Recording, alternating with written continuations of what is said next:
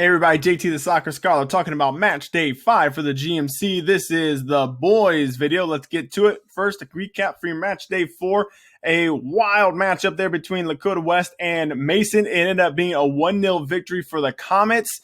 It actually ended up being an own goal that was the difference. And mind you, Mason was playing with 10 men after a red card for about the last 18 minutes or so, and that's actually when it ended up getting their goal. So the Comets get a huge 3 points on the road against Lakota West. Also talking about huge road 3 points, that goes to Princeton as well. They're down 1-0 to Oak Hills on the west side of Cincinnati, and the Vikings came back to win it 2-1 to continue their impressive season so far. So the Vikings get the win there. Sycamore gets some home cooking here for the first time in the GMC. They get a 4-0 victory over Middletown. And then a wild affair saw Fairfield and Colerain with a 3-3 draw. So that's what everyone wants to watch, right? Goals galore in that one. 3-3 the final.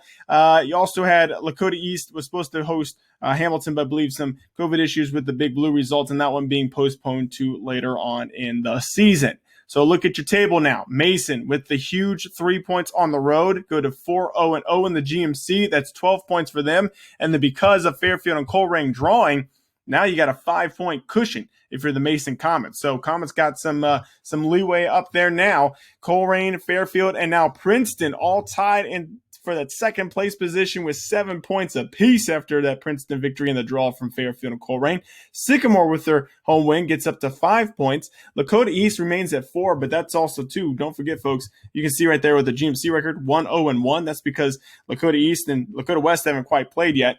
And then with this postponement from the Hamilton game, you actually have Lakota East 2 games behind the majority of teams in the GMC. So they got points to make up there, but with 4 points, obviously they got some work to do to try and catch up with Mason there. Oak Hills with 3 points. Lakota West just getting edged out. They'll keep the 1 point there. And then Middletown with 1 point as well. And then you also have Hamilton down there still looking for the first GMC points. So now that gets us to our matchups tonight, a big one here on the road. It's Princeton, who is having a heck of a season so far, taking on Lakota West, who they played it brilliantly, but just ended up getting edged out by Mason. So unable to get any points there for the Firebirds.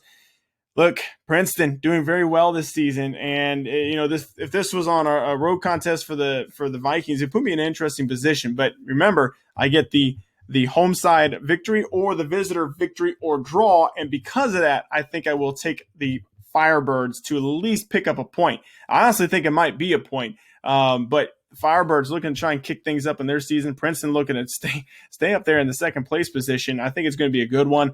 But in the end, I think I'll take the Firebirds for the draw. Hamilton, Big Blue, and Sycamore. I think this one has actually been postponed to next Monday, if I remember correctly.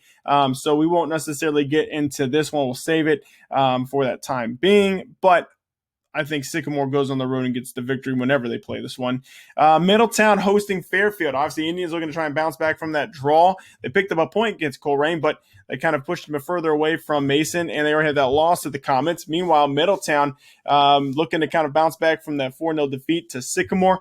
You can't sleep on the middies. They've been playing some very tight games here in the GMC, but I think I will take the Indians to get the road victory, or at least a point in it. Colerain and Oak Hills. Oak Hills last year was a team that finished all the way up in third place, if I remember correctly. I feel like Colerain right now is that team, right? And the Cardinals up there, they've had some big results. Obviously, the win against Sycamore. They're up there with 7 points.